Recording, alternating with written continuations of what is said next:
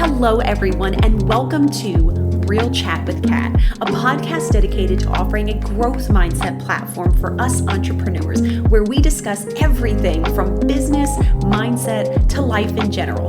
I'm your host, Catherine Polsinelli, a business organizing powerhouse, personal development strategist, and owner of Agent Services Plus, a company focused on helping entrepreneurs just like you build, grow, and be courageous in their business. I'm so excited to have you with us today, so grab a cup of coffee or your favorite beverage and get ready to have some amazing conversations and fantastic takeaways. Let's jump right in. Thank you so much, Darina, for being a part of this, and so happy to have you. And go ahead, tell us, what it is that you do and kind of what got you into what it is that you do. All right. Hello, Catherine, and thank you so much for having me. So what I do is success and mindset coaching for entrepreneurs and business owners. And what that entails is everything from, beating procrastination habits and actually setting goals, achieving goals, manifestation. It's all about building the foundation that every person in business needs, the mindset foundation to actually achieve success. And of course, most importantly, it's the money mindset, which so many of us struggle with to actually build the financial abundance. So what got me into that is my own experience with, with entrepreneurship. I can't pronounce that word. So I've been, kind of calling myself an entrepreneur for about 2 years without actually making any sales, without actually having any progress or any results. And I was struggling a lot with procrastination and with limiting beliefs around money, especially because I come from kind of like poor family. I'm from Bulgaria. Originally, it's like the poorest country in Europe. And so I come from a very small village, and the whole mentality here in Bulgaria around money and success is just like, it's so like outdated and it's so like limiting. And I had to go through a lot of growth to be able to actually move myself through all of that and kind of grow and overcome all limitations to be able to actually create success for myself. Because as you know, perhaps success is 80% mindset and just 20% skills. Yes. That's what I believe, at least. Yes, definitely agree with you on that one. And I think that the mindset around money is such a huge one, and that's across the board, regardless of where you're from. And I've seen that a lot with entrepreneurs, especially because that's even harder to understand, right? You're not always making the same paycheck. It's not something that you can always count on until you get your business up and going. And I've seen a lot of people, especially in the real estate industry, where they get like one large check from one closing and then they don't know what to do with it, right? Or they don't know how to save it. And so they just like blow through that. And I do think that a lot of that has to do with not understanding where your past is from on your belief systems of money. And I have seen people that have sabotaged a large amount of money that they have because they come from a background, like you said, that they aren't taught how to handle it and how to enjoy it, or how to be,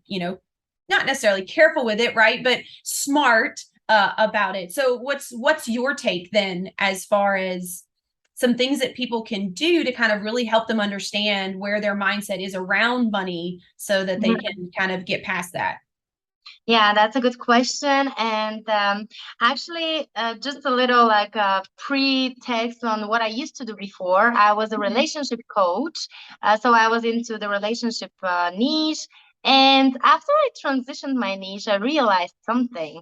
I realized that we all have relationship with money in the same way we have relationship with people.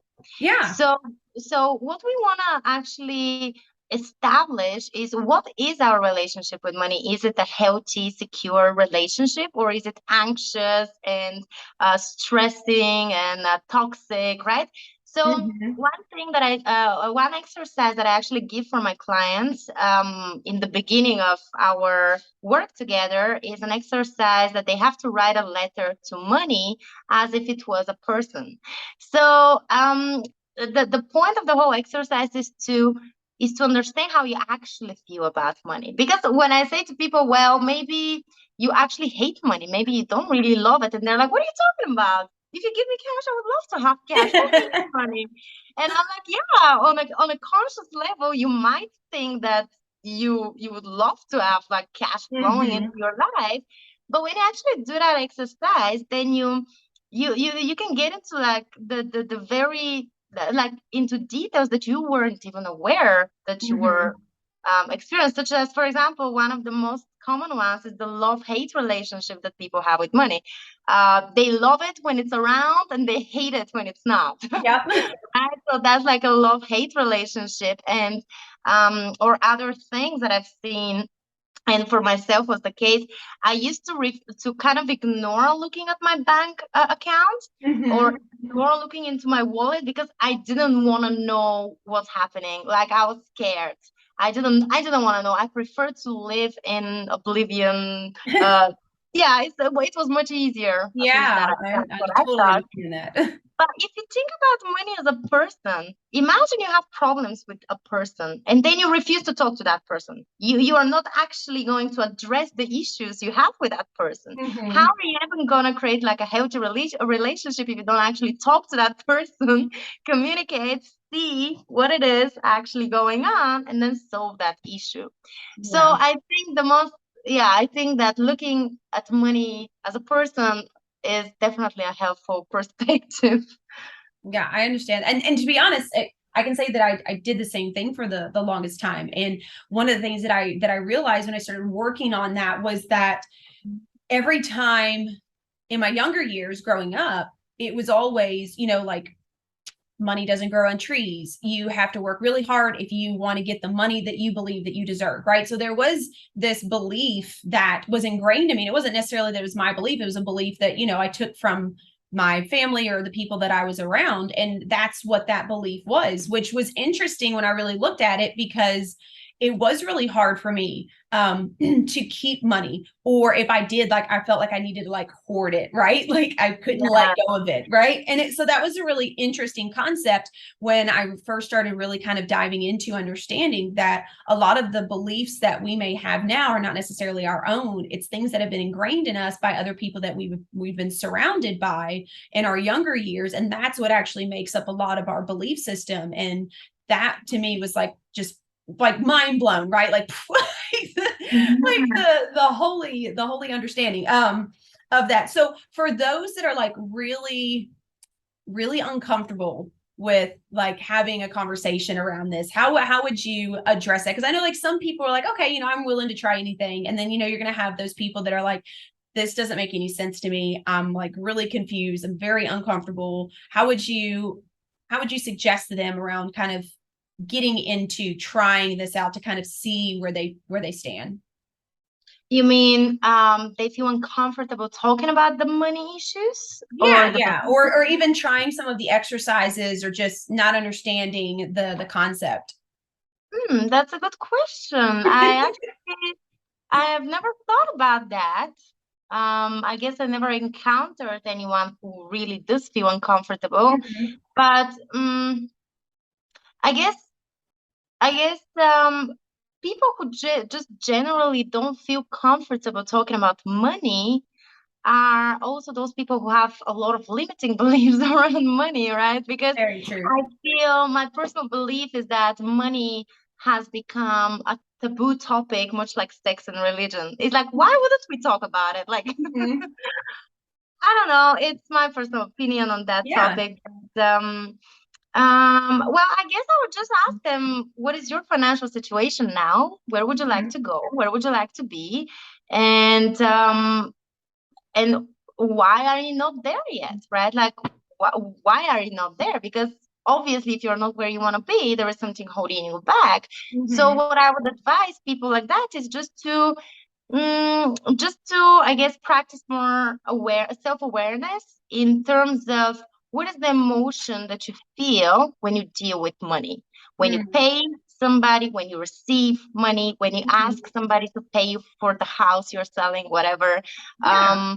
Yeah, so how do you actually feel when there's like transactions involved? Do you feel anxiety? Do you feel happiness, joy?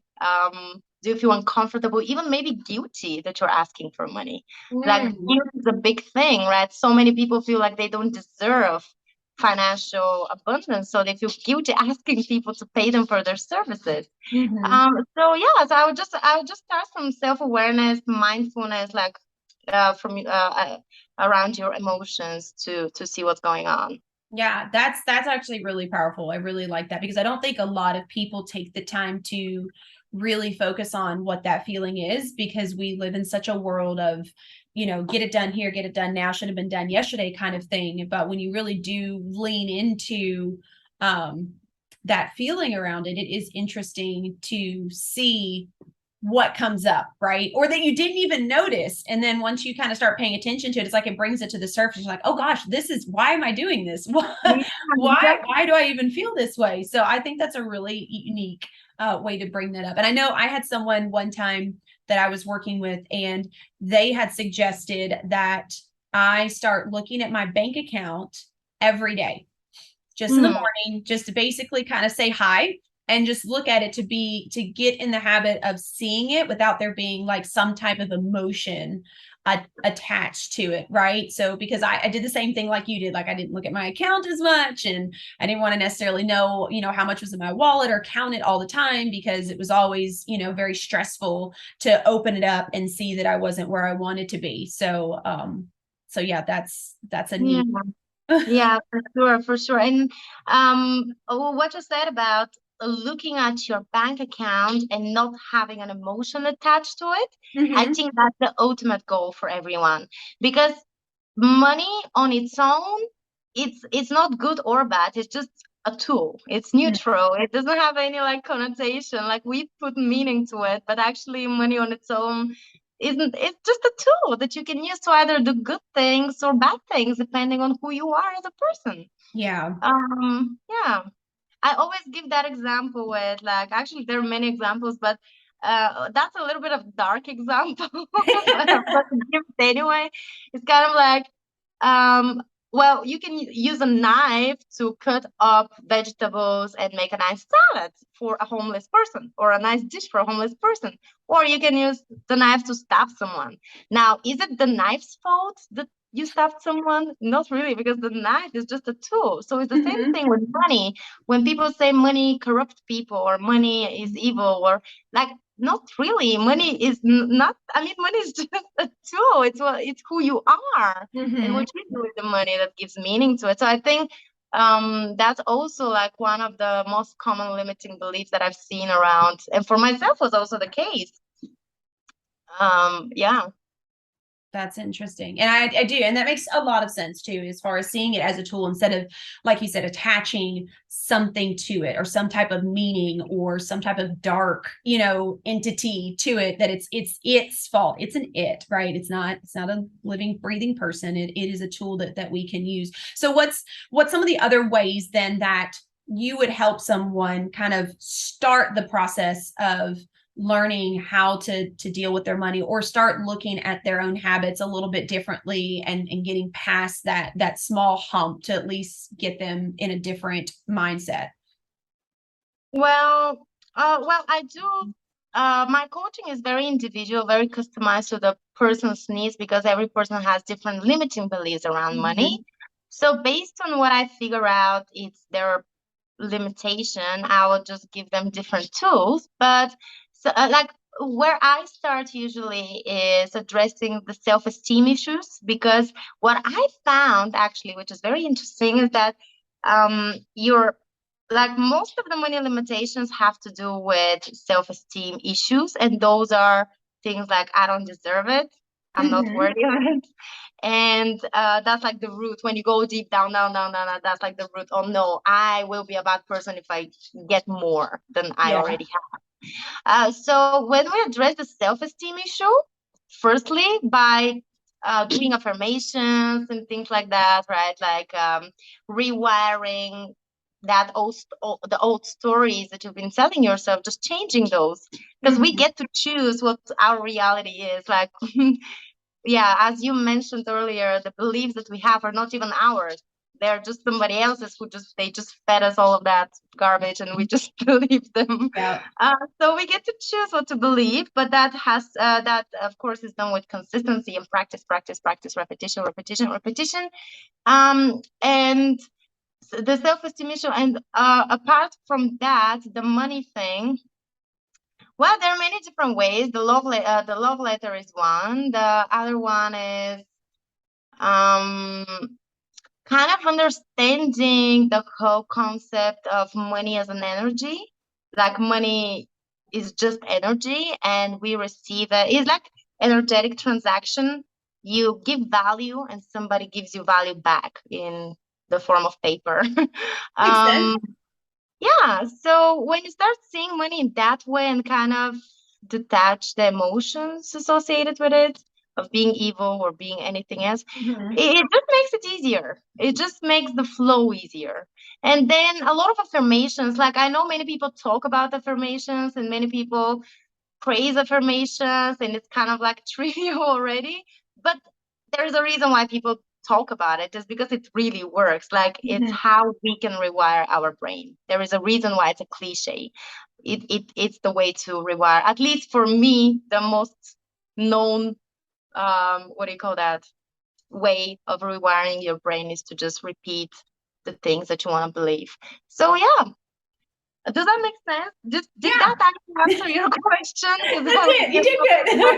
Totally fine. No, that was perfect. And actually it does make a lot of sense too when you're saying that, because if anyone that wants to look from a science standpoint, you have neural pathways and you have neuroplasticity within the brain in you, so you can actually detach certain wires essentially to other ones, and you can actually look it up, and it's interesting to see that once you start putting that out there, and like you said, using affirmations as a way to kind of shift your mindset, it's interesting how it also shifts your point of view or shifts your perspective, and it makes it a lot easier to move forward. Now, one thing that I'll ask you and I'll get your opinion on is, I know for me and for a lot of people that I talk with and deal with as well, when we talk about affirmations, the biggest thing is people get really confused on how to do an affirmation, right? So I know like some people will just say, well, I want a lot of money, right? Or I want to be abundant. Whereas want is putting you kind of like in a future tense of you don't know when it may happen. Whereas you can change it to I am receiving, or I am the kind of person who receives or does this. And it's an easier way for the body and the brain to be able to accept it, Mhm. instead of it feeling like basically it's a lie. So what's your take on that? Yeah, definitely. That's definitely true, but it depends on the person. Like it's not like a general rule for everyone. It's Mhm. about how again, it has to do with tuning in with your emotions and actually learning how to feel your feelings, because Mhm. your body can tell you a lot if you learn how to listen. So when you say, okay, I deserve money, and then you feel a little anxiety and like kind of resistance, then you know that you're not kind of ready for that affirmation. Then you can use it, as you mentioned, with the receiving part, or you can say, I'm in the process of feeling worthy, or I'm Mhm. feeling to feel worthy, or I'm choosing to believe that I'm worthy. All of that is just going to be like a stepping stone for you to kind of prep your brain to be okay with the idea that, yeah, maybe you are willing to feel worthy. Mhm. And then once you kind of like ease up that resistance, then you can say, okay, I am worthy of Mhm. abundance. But if you don't feel resistance when you say the affirmations, there is no need to add that in the beginning, like I'm in the process of, or um, yeah. I love that. And I love that you said I am choosing to believe. That's an interesting way to say it, because I do feel like a lot of people try affirmations, but they take affirmations from everyone else, right? And then so they try it out and they're like, well, I've been saying it and it's not doing anything. It's not making a difference. It doesn't feel like it doesn't feel like it belongs, or, and so what I try to make people understand is, well, maybe you're just saying it the wrong way for you, not necessarily the wrong way, but just a way that's not correlating or aligning with how your body wants you to interpret it. And so I love that you say that I am choosing to believe something, because I do know, and I know for me myself, when I first started with affirmations, like being able to just say like, I am wealthy or I am abundant, like it was weird, right? It didn't sound terrible, but it was still like, not really sure what.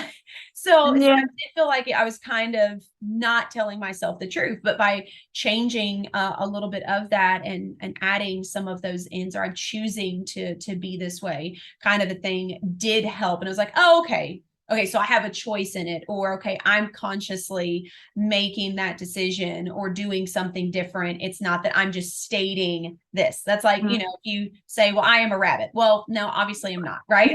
Never will be. That's not going to work. Your body does. It's interesting how the conscious mind and the subconscious mind, even the subconscious mind is back here, how it picks up into the conscious mind when you are having a conversation with yourself, or when you are trying to discuss how to change the way that you think about something or the way that you look at something.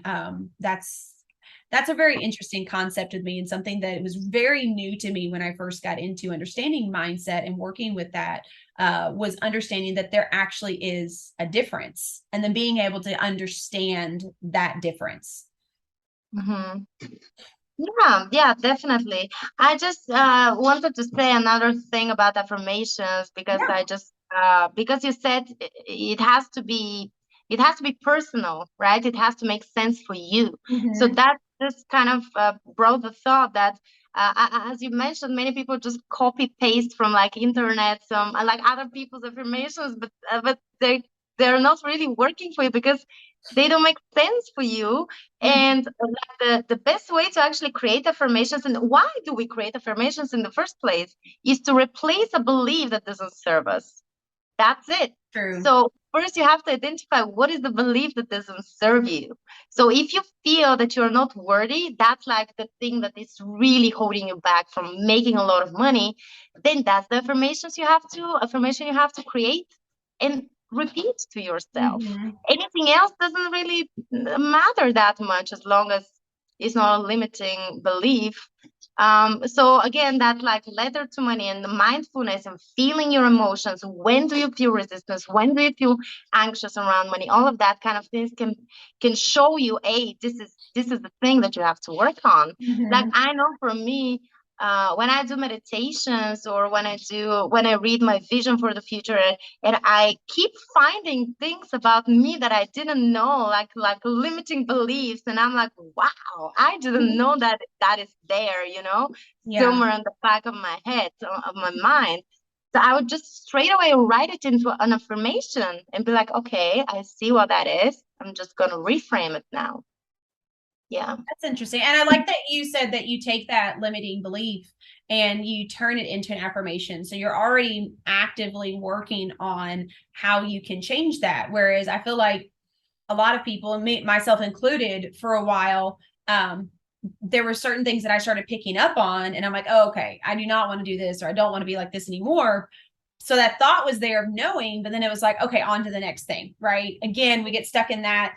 Okay, I figured that out. Great, on to the next thing, instead of standing back and dealing with the rest of the problem, or the situation. It's not necessarily a problem, but it does help with growth. And so that is taking that small, extra 20 seconds and say, oh, okay, so this is how I feel. This is how I did. So how can I change that?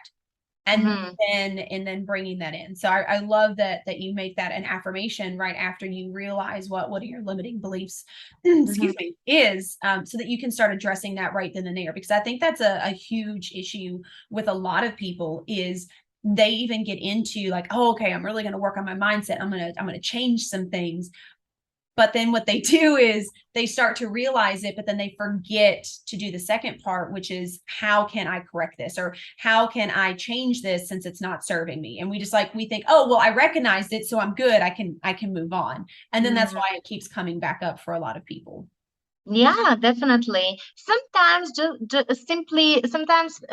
just simply becoming aware of a limiting belief can be enough to just Mm-hmm. release it. But when it comes to money specifically, there is a lot of charge there, a lot of charge. Mm-hmm. So it's not enough to just become aware of it in many cases. And sometimes it's not even enough to do affirmations around it. Sometimes what's necessary is actually to release it energetically too. And that is like a part that many people avoid, as you mentioned, because or forget, but some of them avoid because it's not pleasant. I mean, Yeah. it's not nice. You have to kind of like face all of the shit that you don't really want to face from your Yep. past, from your parents, and you're like just preferring not to. But it's it's it's necessary. It's so powerful to actually cry and to actually release and to actually forgive and to Mm-hmm. just let it go. Just let it go, you know. You know, when you're crying, I don't know, that is not related, but I just remembered. You know, when you're crying and then you're like doing sometimes to Yes. just take a second Can't and breathe. just release that this is exactly what releasing is energetically. Like you're actually releasing it through your breath. So breath work is also another good way to actually release limiting beliefs. And after you have released the emotional charge, the energetic charge, you can Mm-hmm. then do affirmations so much easier. Your brain is more um, prepared to receive. Mm-hmm. No, I totally agree with that 100%. And we as a society do not take the time to allow ourselves to heal or to break down or cry or things like that, right? We are so afraid to deal with those emotions or that feeling at all that it's easier for us to be like, oh, well, I've got to go to a dinner party, or oh, well, I have to go do this for my kids, or oh, I need to go check my emails again, or scroll through social media. It's very easy for us to block that out and find something else to fill that hole versus sitting with it and focusing on it, right? And it doesn't mean that you have to do it all the time. It doesn't mean that it needs to, whenever it happens, but you do need to have a space for that where maybe like one evening, especially if you've had a rough week, that you decide to take that evening instead of watching TV and zoning out, that you really kind of focus on what all has been going on this week and what am I dealing with and why am I dealing with it. And that way you're taking the time to be present instead of forcing yourself to pay attention to everything else in the world, because we have a ton of distractions, in my opinion, already. It's very easy for us, and for me myself, I still do it sometimes, or I have to catch myself where I'm like, I need to deal with this, and I'm like, nope, I need to go deal with this, and I push it off to the side because yes, I do have things to do, but it's also because I don't want to handle it at that moment as well. And then I forget to come back to it. Yeah, yeah. Actually, scheduling a day in the week is actually a good idea, especially if you're doing like constant personal development work, like Mhm. self-growth work. And then you catch yourself having limiting beliefs or things like that, and you don't just have time to deal with it right now. Maybe what you say is actually a good idea to maybe just plan a day where you will handle that because it's Yeah. important. Otherwise, it's gonna just stay somewhere hold you back. Yes. Yes, definitely. Well, I'm Darina, gonna thank do you. that idea. Well, thank you so much for being a part of this. I love talking about mindset and people really understanding and taking that time to get into the present moment instead of always living for the future, right? I think it's great to have goals and things like that, but I think that we get lost in those and we get so caught up in everybody else's things because it allows us to not have to deal with what we need to deal with. And so that's a huge thing that I really enjoy talking with people about. So thank you so much for that. So tell us, is there anything that you would like to leave everyone with, a positive note or a tip, trick, something that people could take away for today? Hmm. Um, that's a good question. Or a saying that you like? I guess the the the thing that has helped me the most in terms of like perspective for changing everything, not just my money mindset, is kind of remembering that the reality as you see it and as it appears doesn't have to be your reality and your truth. It's what you choose to see and believe that actually creates your reality and the life that you want. So it's a matter of choice. I So love that. I love that. Oh, that's just like any situation that you're in. You can take it for what it is and you can be down about it, or you can turn it into something positive. It's still your perspective. So I absolutely love that. So Darina, let us know then, where can everybody find you, follow you, touch base with you if they'd like to reach out? Well, I do use Facebook mostly. So I'm Darina Savolva on Facebook and I'm the human coach on Instagram. But if you find me on Facebook, you will find links to everything else that I do. So I'll see you there. And thank you so much for having me. Yes, no. Thank you so much. And for everybody, we'll make sure that everything is in the show notes so that you guys can connect with her and follow her online. Darina, it was such a pleasure to get to speak with you today. And to everybody that is out there, I hope that you got some amazing takeaways from this and that you do take the time to breathe in the present moment and catch yourself with where you are instead of always pushing for the future. So to everybody out there, until next time, be sure to do something positive for a person every day and have a blessed afternoon. So until next time, we'll see you guys. Hello again, and thank you so much for tuning into today's episode. If you absolutely loved what you heard, please be sure to subscribe, share, and leave a review so we can keep the good stuff rolling. Got something you'd love to hear us discuss? Then be sure to message me on social media and let's work together to spread even more amazing content. And if you haven't yet connected with me on social media, be sure to follow along at Agent Services Plus. I'm so excited to connect with you on the next episode, and until next time, be sure to find things that help you learn, grow, and be inspired.